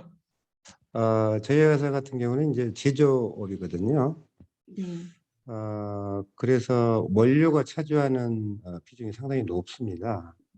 예를 들자면 이제 물론 이 자금이 시제품을 중심으로 한 자금으로 쓰여야 되는 것이고, 저희 회사 같은 경우는 상당 부분을 금융권 대출로 설비나 뭐 공장이나 이게 지금 지어지고 있거나 거의 완성된 단계에 있는데, 저희들이 시제품 하려면 시제품 만드는데 원료가 한 1억 약간 상회될 것 같아요. 그렇다면 지금 현재 정부 지원금이 저희 같은 경우는 6,120만 원으로 돼 있더라고요. 그리고 저희가 880 내고 현물로 1,750만 원을 준비해야 되는 거죠. 현물은 빼놓고 생각하시면 될 것 같습니다. 그래요? 그냥 880만 원 저희들이 준비해서 저희가 예를 들자면 한 달 시제품 만들고 테스트하고 또 만들어서 또 테스트하고 한 5-6번 이상의 테스트가 필요한데, 이걸 예를 들어서 한 50% 정도 유용하고 싶다. 가능할지 모르겠네. 대표님 말씀해 주신 게 재료 원료비가 1억인데 초기 창업 네. 패키지 예산에서 5천만 원 써도 되냐라는 말씀이세요, 대표님? 50%니까 한 3천만 원 좀 상회되겠죠. 3-4천만 원. 대표님의 예산에서요? 네네네. 원칙적으로는 네, 가능하고요, 대표님. 그런데 네네네네. 이제 네. 이게 아까 말씀드렸던 재료의 수준이라 그럴까요? 네. 그래서 사실 일반 스타트업 기업에서 3천, 4천만 원 정도의 원료를 가지고 사실 바로 만드시는 경우는 극히 드물거든요. 네네네. 대표님은 방금 말씀하신 것처럼 대표님께서 1차, 2차, 3차, 4차 테스트를 하실 수 있는 충분한 시설을 가지고 계시고 1차, 네. 2차, 3차를 테스트하시는 목적과 거기에 대한 성능 데이터가 나오실 거잖아요. 네, 이러실 그렇습니다. 때는 그게 명확하면 저희는 승인을 합니다. 네. 그래서 저희는 일괄 구매를 하도록 되어 있어요. 원료를. 다시 말씀드리면 예를 들어서 1억에 했다. 근데 네. 다른 못 드리고 저희들이 계약금을 지급한 다음에 예를 들어서 월 2천씩 이렇게 지급을 좀 해주십사라고 요청 드릴 수도 있다는 말씀이시죠. 가능합니다. 감사합니다. 네. 팀장님, 안녕하십니까? 네. 예.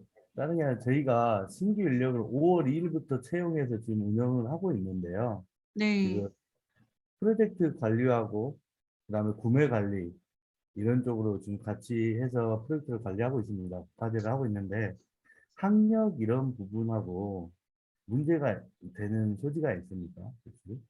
죄송해요, 대표님. 앞부분은 다 들었는데요. 마지막에 어떤 부분이 문제가 되는지를 못 들었습니다. 인원의 네. 학력이나 이런 아. 기본적인 대학 사양이 있지 않습니까? 이런 부분 네. 제한이 아닌지 그 여부 하나 하고요. 네. 저희가 이번에 생각을 하면서 현물로 집행했던 인원 한 분을 변경을 좀 하고 싶은데 이번에 수정사업계획서에 변경해서 제출해도 되는지 두 부분하고 두 가지 가지만. 예, 네. 답변 대표님 바로 말씀드리면 직원의 학력은 무관합니다. 저 아까 말씀드렸던 대로 어떤 직원을 채용하심에 있어서 그 기준과 그 직원에게 월 급여를 얼마를 책정하시는가는 전적으로 대표님에게 있다라는 것이 저희 대학의 입장입니다. 그런데 그게 과연 적정한가라는 것에 대해서 제3자가 보아도 적정하면 저희도 아무런 말씀을 드리지 않는데, 방금 말씀드렸던 것처럼 고등학교를 졸업하셨다 그래서 월 300을 주면 안 되냐, 그런 것은 전혀 아니고요. 고등학교를 졸업하셨다고 할지라도 검정고시를 보셨다 할지라도 거기에 대한 경력이 있으시거나 그만한 자격증이 있으시거나 대표님이 그 분에게 그만한 월급을 주는 이유가 있으시겠죠. 그 이유가 단지 제가 예뻐서라고만 안 하시면은 저희는 충분하게 납득할 수 있는 상황이라면 다 가능하고요. 때문에 학력들 가지고 저희가 인건비를 주고 안 주고는 사실 저희 쪽엔 없습니다. 오히려 경력과 하시는 업무에 따라서 책정을 하실 것을 권유를 드리고 있고, 두 번째, 현물의 인원 변경은 언제든지 가능합니다, 대표님.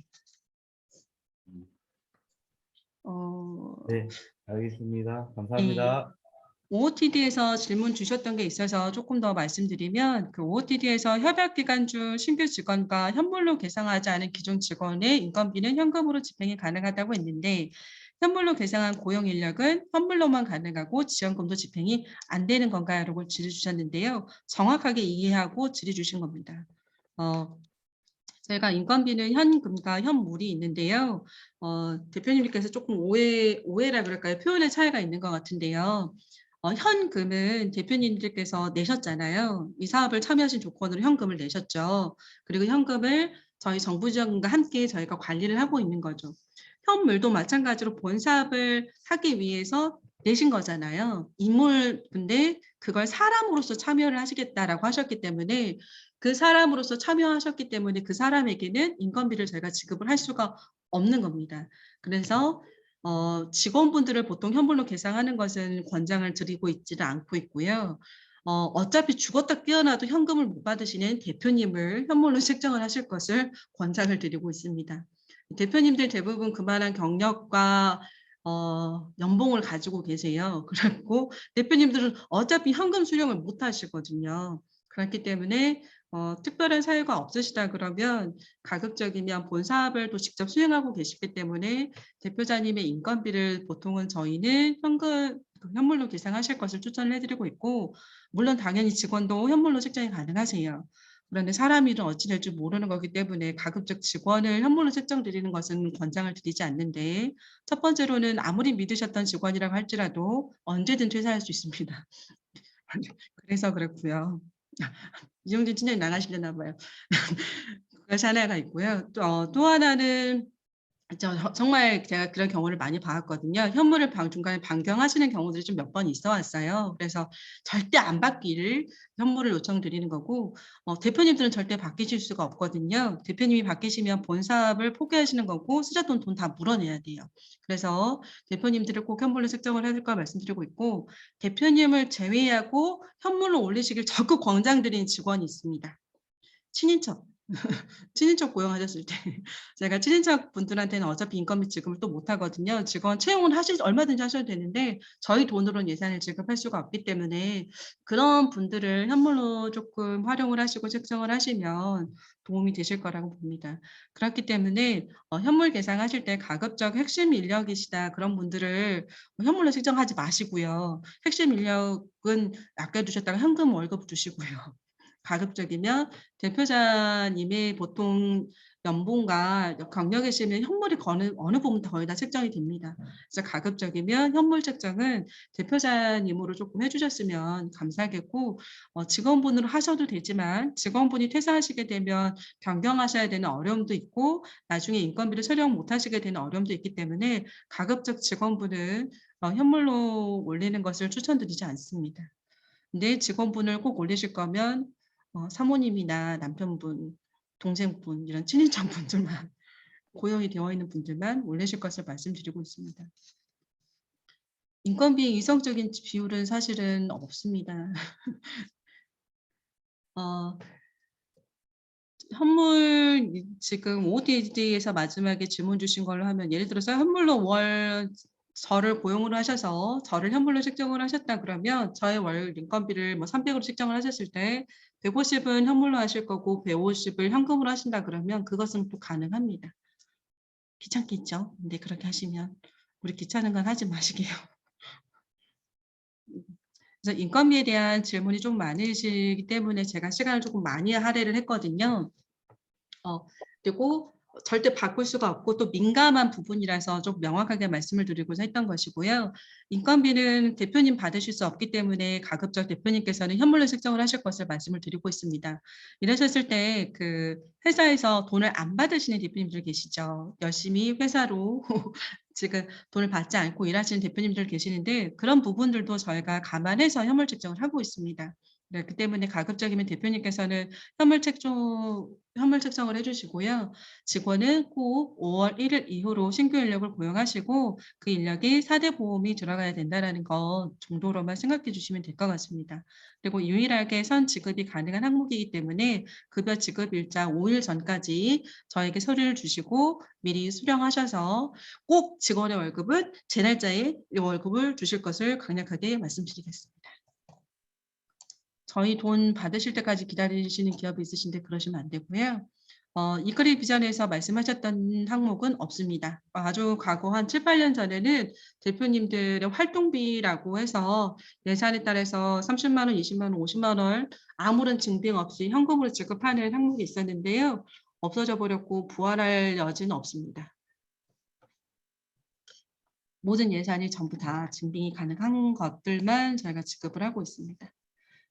인건비에 가장 관심이 많으시고 또 논란이 많은 부분이라서 지금 이렇게 말씀을 조금 길게 드렸고요. 다른 항목들도 조금 말씀드리도록 하겠습니다.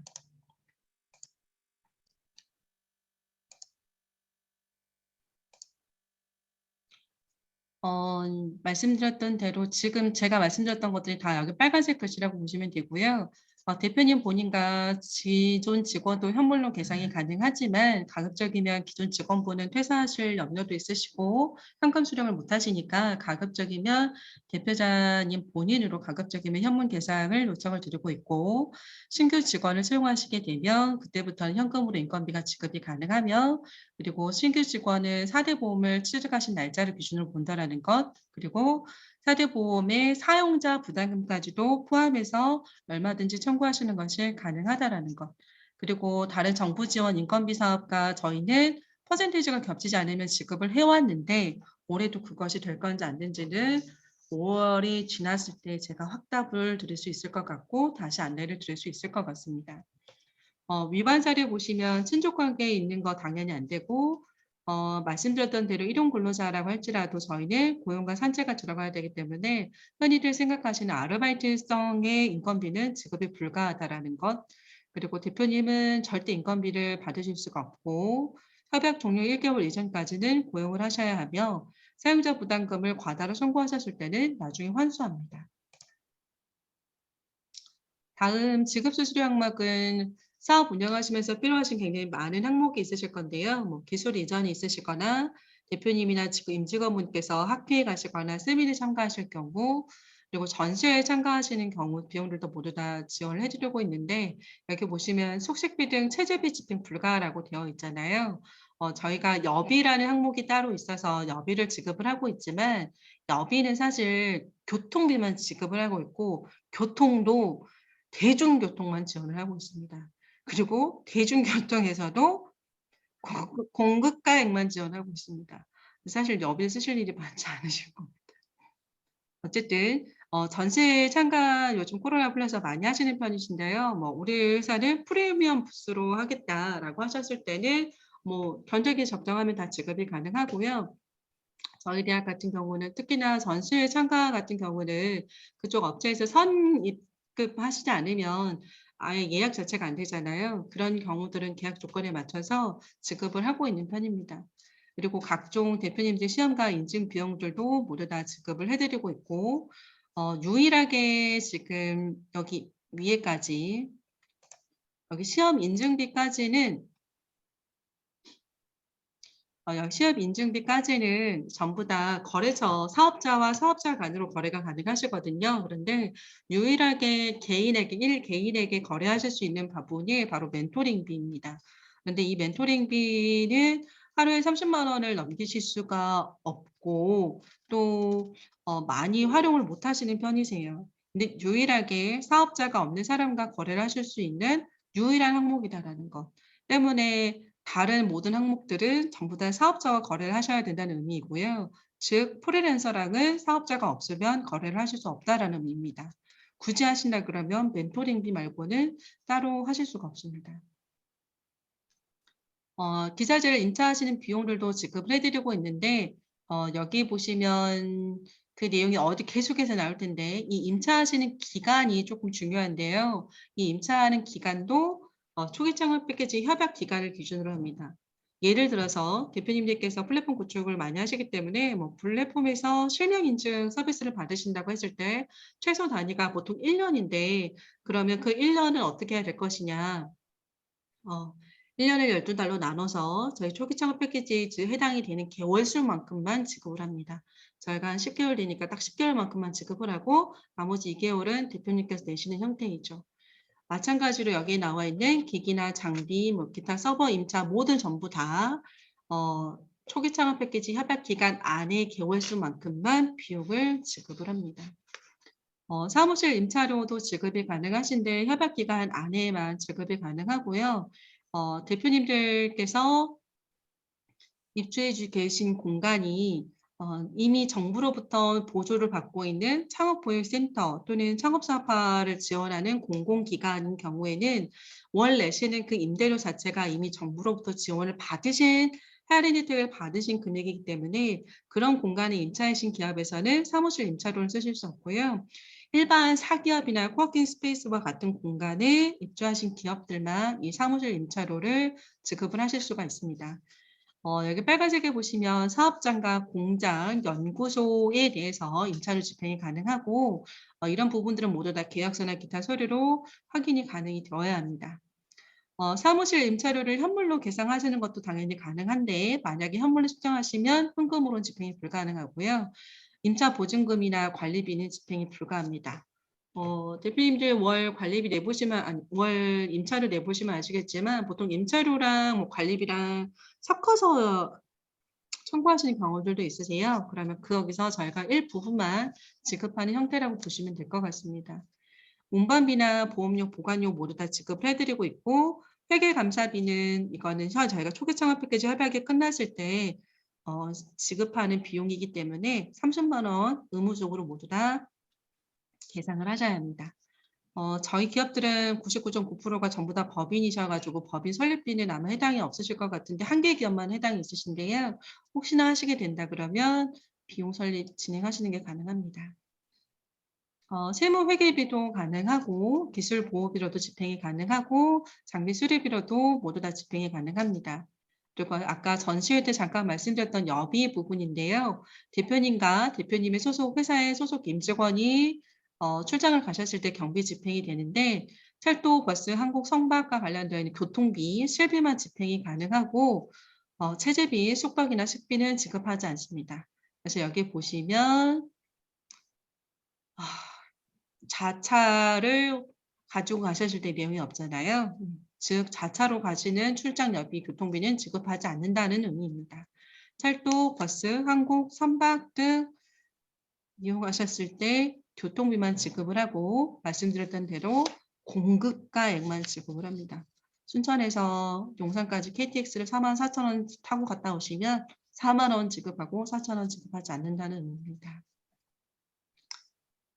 교육훈련비 창업기업 소속 임직원의 역량 강화를 위한 교육이나 문헌 구입 비용들도 저희가 지급을 하고 있습니다.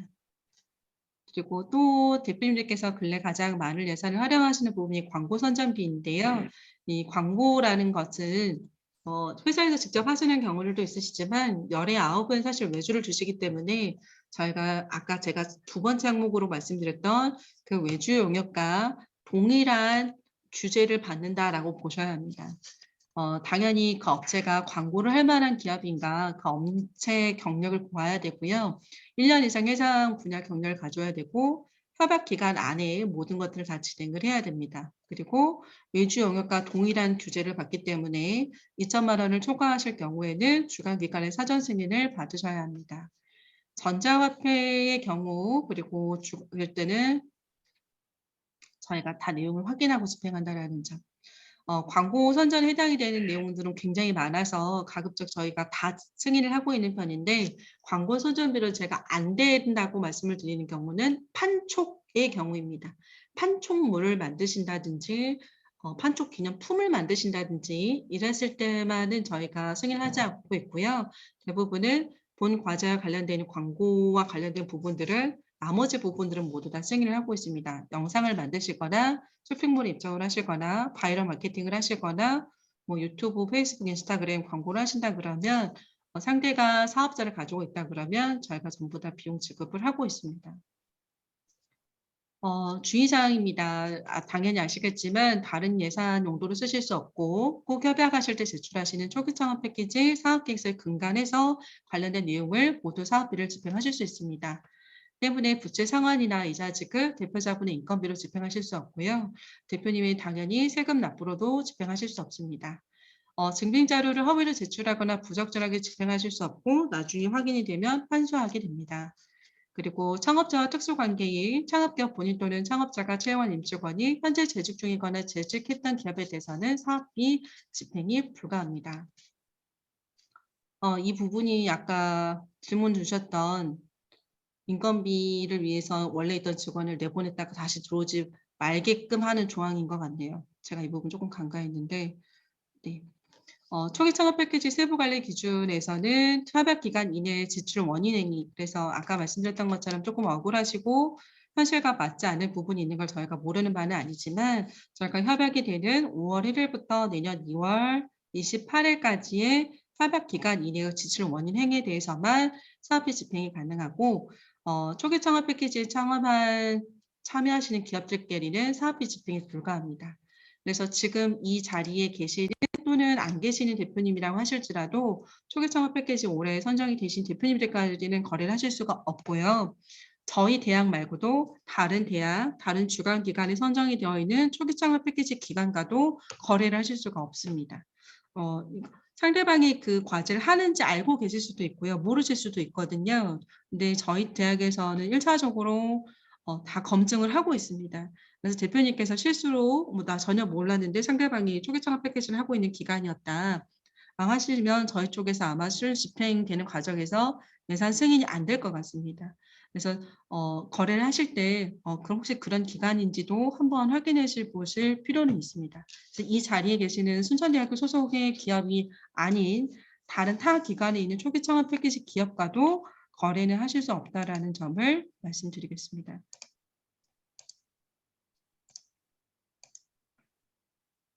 그리고 맨 처음에 말씀드렸던 대로 저희는 공급가액만 지급을 하기 때문에 부가세 및 관세 등 사업 환급금은 사업비에서 집행이 불가합니다.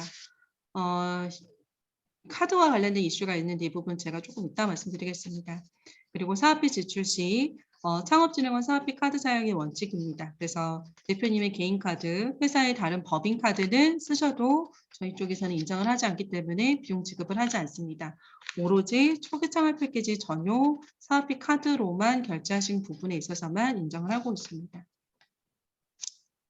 제재 조항이 있습니다. 뭐 사업비를 잘못 쓰셨거나 저희 쪽에 답변을 해주시지 않거나 그리고 경고를 받으시거나 중간에 사업을 포기하셨는데 그게 정당하지 못했을 때 이럴 때 전부 다 예산을 환수당하시거나 중기부 사업에 참여 제한을 받으시거나 하시는 제재가 있을 수 있기 때문에 각 항목별 내용을 꼭 확인해 보셔야 합니다. 지금 대표님들의 선정자 의무사항들 제가 안내드렸던 내용들을 모두 다 꼭 확인하셔야 되고 저희가 드렸던 내용에 보시면 대표님 협약 사인하시게 되는 전자 협약하시게 되는 협약서도 들어가 있습니다. 그 내용을 꼭 확인하시고 확인하신 다음에 날인하셔야 되고요. 이 것에 대한 책임은 모든 법인에게 있다라고 되어 있는데 밑에 보시면 모든 책임은 창업기업 대표 선정자에게 있다라는 거. 그래서 모든 책임을 대표님께서 지실 수 있다는 거 꼭 알아주셔야 하고요. 자료 제출이 좀 많습니다, 대표님. 그리고 점검은 1년 10개월 기간 동안 2번 있을 거고요. 그리고 끝나더라도 5년간 저희가 자료를 요청하거나 연락을 드릴 수 있기 때문에 그런 사항에 성실하게 응대해 주실 것을 요청을 드립니다. 그리고 내년 2월 28일 날 협약이 끝난다고 할지라도 1년 이상 기업을 꼭 유지를 해야 합니다. 이외에도 기타 돈을 유용하시지 말아야 된다는 거, 선정이 되셨다 할지라도 저희가 미처 확인하지 못했던 요건 불충족 사항이 확인이 되면 사업비를 환수하거나 협약을 취소하거나 기타 등등의 제재가 있을 수 있다는 점이 있고요. 근래 굉장히 많이 이슈가 되는 게 보조금을 굉장히 유용하시는 경우가 많아서 굉장히 민감하고 이걸 상시 검토하고 있습니다. 이런 내용들을 봐주시면 감사하겠습니다. 제가 아직 검찰 조사까지 간 적은 없고요. 갈 뻔한 적은 몇 번 있었습니다. 그래서 올해 기업 대표님들께서는 그런 일이 절대 없으시기를 꼭 기원합니다. 제가 사업 운영하면서 꼭 말씀드려야 되는 몇 가지 안내사항들은 다 말씀을 드렸고요. 시간이 좀 길어져 가지고 마지막으로 한 가지 다시 한 번만 좀 리마인드를 좀 해드린다면 통장을 이번 주 안으로는 꼭 개설을 해주셔야 다음 주 협약 체결하는 데 문제가 없고요. 날짜를 어기시게 되면 협약 체결이 안 될 수도 있습니다. 현금 부담금도 미리 준비를 해주시고 사업비 비준은 저희가 드렸던 중기부 창업사업화 통합관리 시스템을 꼭 봐주시고 5월달 중으로 개정이 완료되는 창업진흥원의 세부관리 기준도 확인해 주시면 좋을 것 같습니다. 사업비 비목별 기준을 지금 다 숙지하실 필요는 없으시고 저희 쪽에 신청하실 때마다 제가 개별적인 안내를 해드릴 겁니다.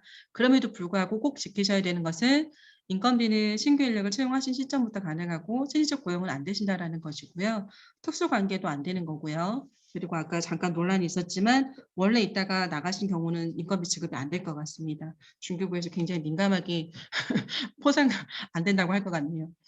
그런 부분을 조금 신경 써주시면 될 것 같고요. 나머지 부분들은 대부분의 예산을 제가 사전에 집행하기 전에 대부분 다 검토를 합니다. 그래서 번거로우시겠지만 예산 집행을 하시기 이전에 저희 쪽에 간단한 자료, 어떤 걸 사실 건지, 견적서, 누구랑 거래를 하실 건지, 사업자 등록증만 먼저 좀 말씀을 해주시면 저희가 진행을 하실지 말씀드릴지를 바로바로 좀 답변을 드릴 거고 예산 집행도 빠르게 할 수 있도록 준비를 하도록 하겠습니다. 지금 질의 주신 게 있어서요. 저희는 아직까지는 R&D 사업과 저희 사업을 동일선상에 두고 퍼센트를 조정하거나 뭐 제재를 받거나 한 적은 단 한 번도 없었고 공식적으로도 그런 일은 없었습니다. 그런데 올해 유난히 지금 다른 사업에 겹쳐져 있을 때를 항목이 들어가 있어서 R&D와 어떻게 볼 건지에 대해서는 5월 달에 창업진흥원의 세부관리 기준이 조정이 되는 것을 봐야지만 알 수 있을 것 같은데요. 기본적으로 현물 대상하실 때는 전혀 문제가 되지 않습니다. 저희는 R&D 지원 사업이 아니기 때문에 다른 R&D 지원 사업의 퍼센테이지와 초기 창업 패키지 현물로 책정하시는 대표자님의 퍼센테이지는 무관하다라고 보셔도 됩니다. 제가 조금 지켜봐야 된다고 하는 부분은 현금 지급에 대한 관한 부분이고요. 현물 계상에 있어서는 문제가 되지 않습니다.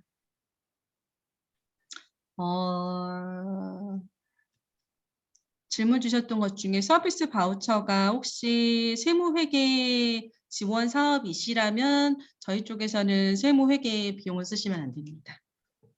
그래서 저희 사업 말고도 소소하게 정부 지원 사업 좀 많이 받으실 건데요. 그때 항목이 좀 겹치시게 되면 그 부분은 피하고 예산을 책정하고 지급을 해야 합니다.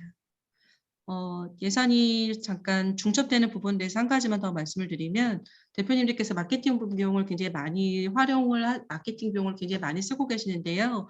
저희 순천대학교에서는 대표님의 예산과 상관없이 순천대학교의 예산으로 대표님의 마케팅 콘텐츠를 제작을 해드리는 사업을 하고 있습니다.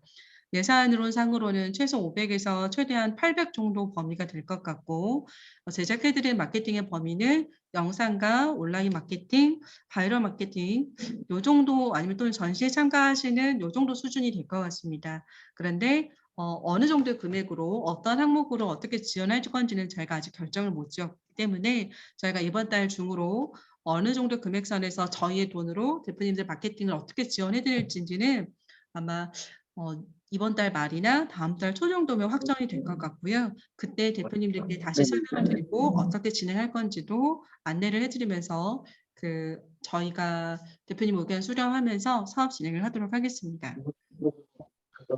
질문 주신 내용 중에 하나가 집행 계획이 달라졌을 때는 사업비 변경은 언제든지 가능합니다. 협약 기간 안에 예산 변경, 금액이 변경되신다든가 아니면 비목이 변경이 되신다라는 것은 언제든지 가능합니다.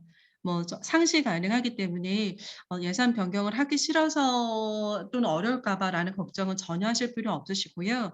예산 변경은 협약 기간 안에는 상시 언제든지 가능한데 대신 협약 종료 1개월 이전까지만은 가능합니다. 내년 1월 말일까지는 언제든지 예산 변경하시는 것이 가능하기 때문에요. 그때그때 사실 환율이 달라질 수도 있고 직원이 퇴사할 수도 있고 직원이 더 많아질 수도 있고 거래처가 변경이 되실 수도 있는 거기 때문에 하다못해 맨 처음에 예산 세우실 때는 기계장치 전혀 사실 계획이 없으셨는데 기계장치를 갑자기 사용하시겠다라든지 또는 반대로 예산을 세워두셨는데 그 비목 자체를 아예 사용하지 않으시겠다든지 다 가능합니다.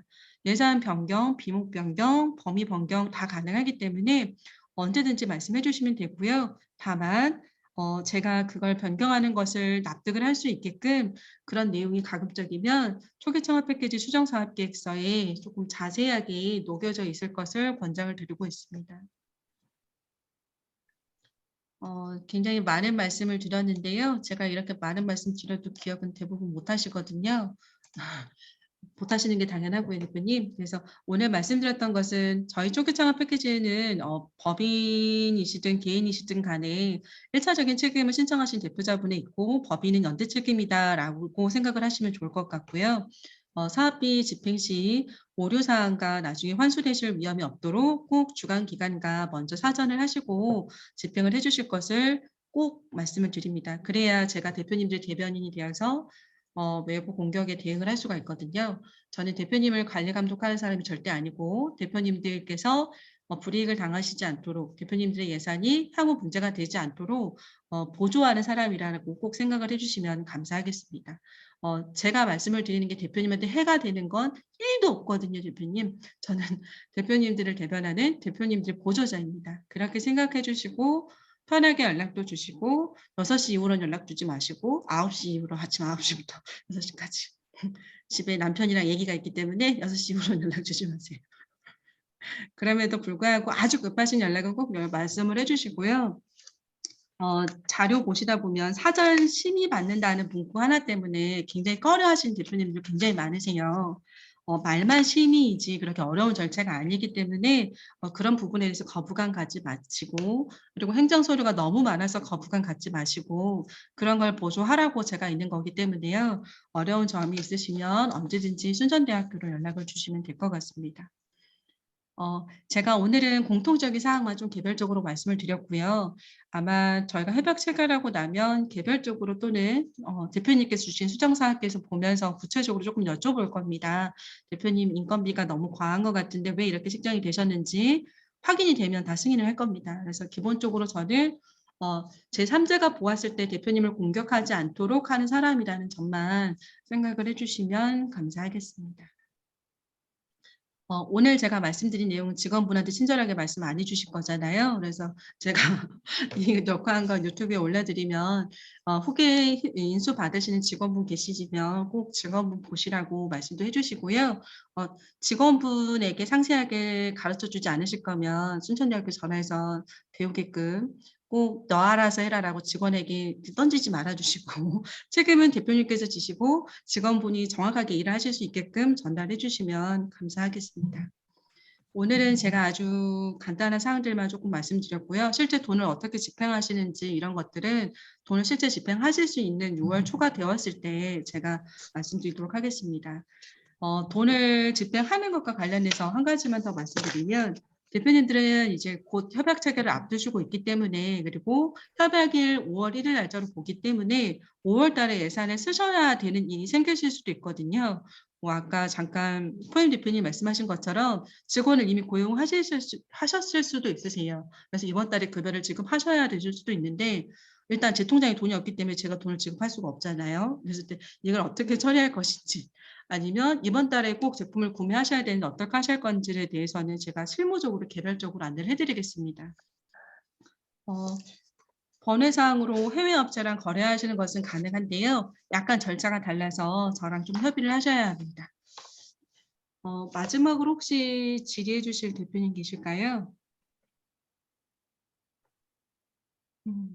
1시간 30분의 집중력 직원을 굉장히 높으셨습니다, 대표님. 네.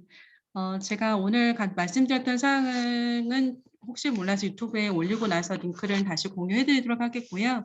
언제든지 저한테 연락을 주셔도 되고 뭐 이메일 주셔도 되고요. 대신 6시 이전에 연락 주시면 답변 드리도록 하겠습니다. 감사합니다. 장시간 굉장히 집중해서 들어주셔서 감사합니다. 잘 부탁드리겠습니다, 대표님. 고생하셨습니다. 감사합니다. 네.